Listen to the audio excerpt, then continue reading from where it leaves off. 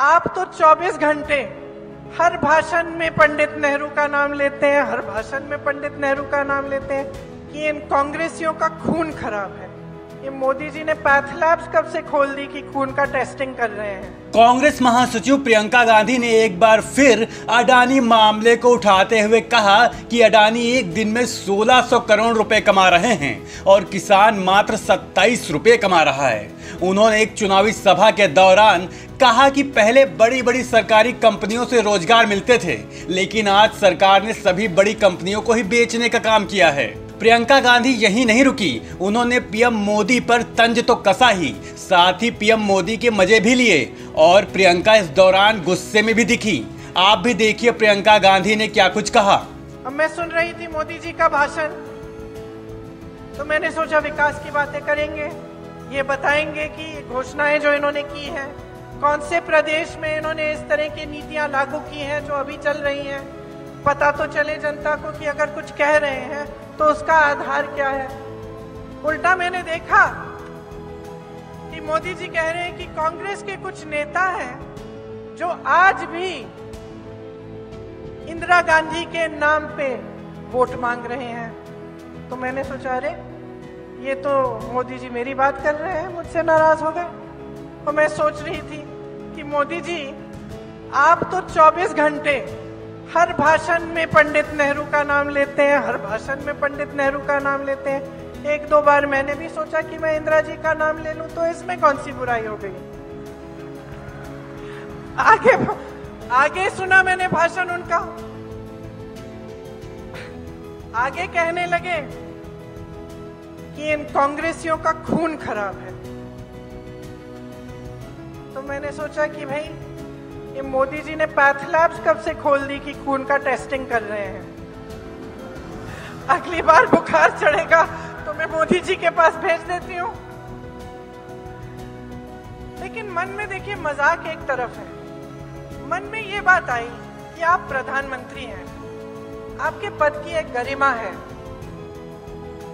अगर किसी का दायित्व है कि सार्वजनिक जीवन में जो चर्चा परिचर्चा का स्तर है उसे ऊंचा रखना है, तो ये प्रधानमंत्री का ही दायित्व होता है, बड़े बड़े नेताओं का होता है।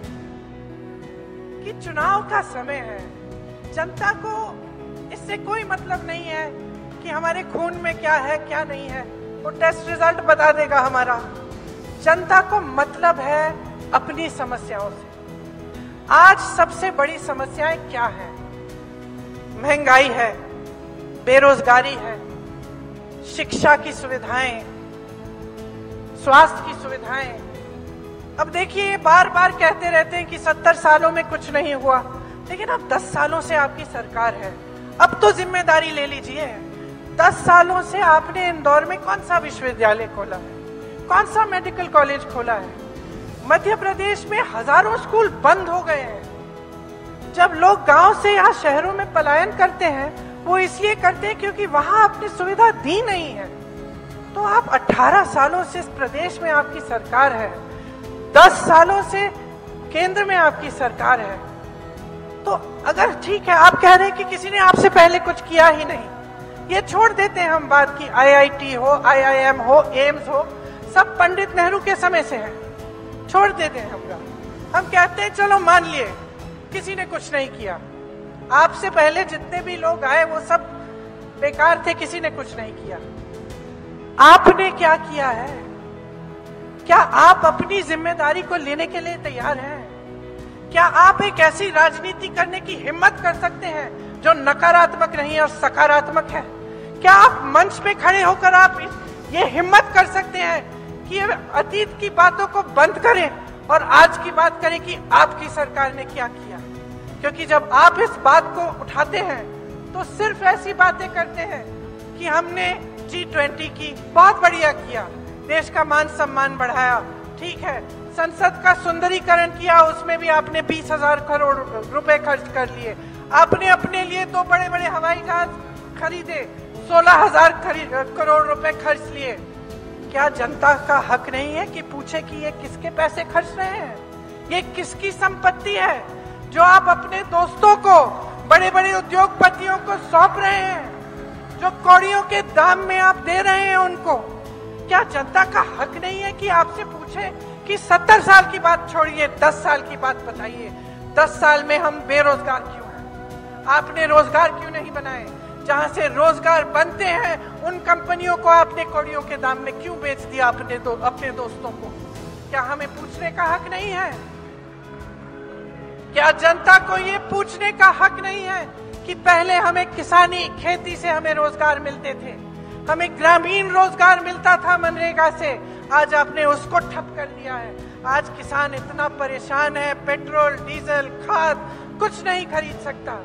क्या किसान को हक नहीं है कि वो पूछे कि वो ट्रैक्टर पे जीएसटी क्यों दे रहा है, वो पेट्रोल पे जीएसटी क्यों दे रहा है, वो डीजल पे जीएसटी क्यों दे रहा है?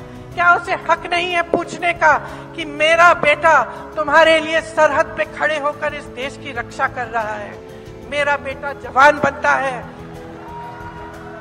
और मेरे बेटे के लिए तुम ऐसी स्कीम क्यों लाए हो मोदी जी जो 4 सालों में खत्म हो जाती है?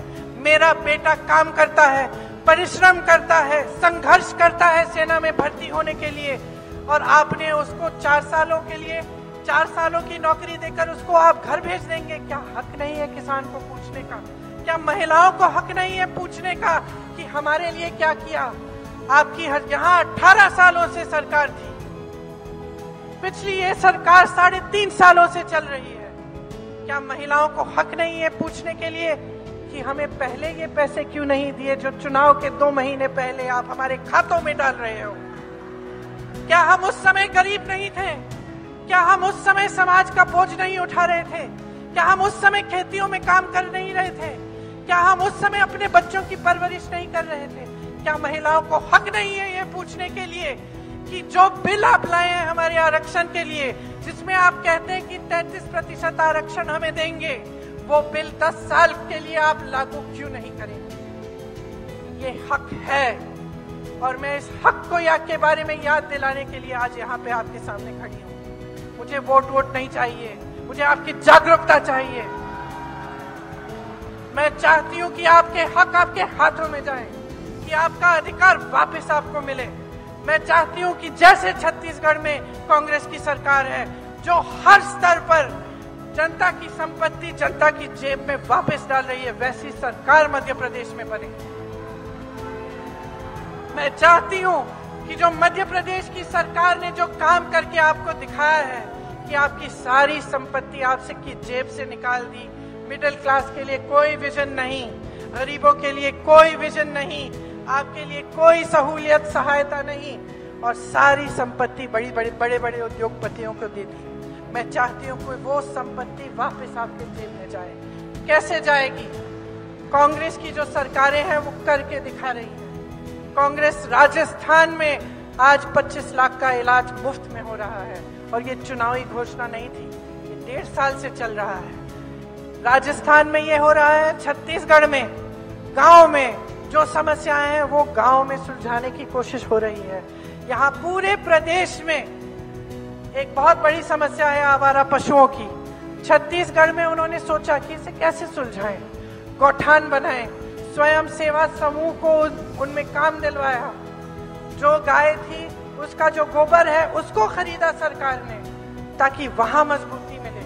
मनरेगा को मजबूत करने की कोशिश की, ग्रामीण रोजगार देने की कोशिश की, ओपीएस को लागू किया।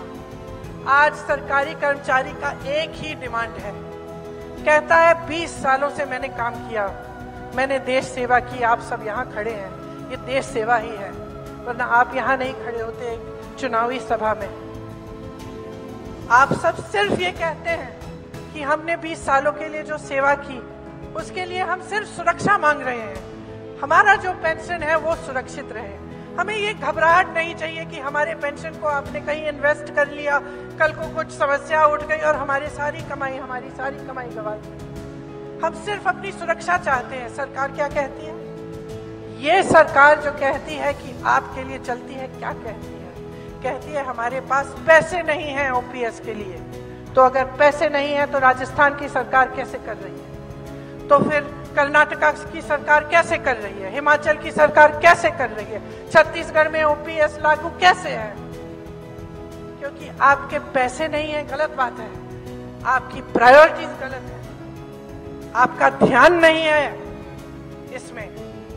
जब बड़े बड़े उद्योगपतियों के कर्ज माफ करने की बात होती है, हजारों करोड़ रुपए आप अडानी जी के माफ कर सकते हैं, तो इस देश के कर्मचारी के ओपीएस क्यों नहीं दे सकते? सीधी सी बात है, सीधी सी बात है। पिछले साल जब यूपी का चुनाव था, गन्ने के किसानों का बकाया 15,000 करोड़ था। उसी समय प्रधानमंत्री जी ने दो चीजें की, अपने लिए 2 हवाई जहाज खरीदे, एक 8,000 करोड़ का, दूसरा 8,000 करोड़ का। 16,000 करोड़ के 2 हवाई जहाज खरीदे। और दूसरी बात, उन्होंने ये ऐलान किया कि संसद भवन की सुंदरीकरण के लिए 20,000 करोड़ रुपए खर्च किए जाएंगे। और किसान का बकाया, उसके लिए पैसे नहीं। किसान के बकाये के लिए पैसे नहीं है। जो संसद चला आ रहा है 70 सालों से ठीक ठाक है, मरम्मत करनी है तो करो, लेकिन उस पूरी इंडिया गेट के सामने नई दिल्ली को की सुंदरीकरण के लिए इतने पैसे खर्च करने के लिए क्या जरूरत थी? देखिए, मनमोहन सिंह जी की सरकार में खूब तरक्की हुई, और ये नहीं था कि ऐसे बड़े प्रोजेक्ट नहीं थे, G20 नहीं था, ये सब था, लेकिन गरीबों के लिए और मिडिल क्लास के लिए सोच थी, एक विजन था कि किस तरह से हम आपको भी मजबूत कर सकते हैं और उद्योगपतियों को भी मजबूत कर सकते हैं। और ये नजरिया नहीं था कि सिर्फ गिने चुने 5 उद्योगपतियों को हम मदद करेंगे और बाकी उद्योगपति जाए भाड़ में, ये नजरिया नहीं था। आज के तमाम छोटे उद्योगपति, मध्यम वर्ग के, जो छोटी छोटी कंपनियां चलाते हैं, जो इंजन है हमारे देश के विकास का, जो दुकानदार हैं, जो छोटी दुकानें हैं, इन सब की मदद सहायता कौन कर रहा है? नोटबंदी की आपने, सबको कह दिया कि भाई देशभक्ति दिखाओ अपनी, खड़े हो जाओ लाइन में, सब खड़े हो गए।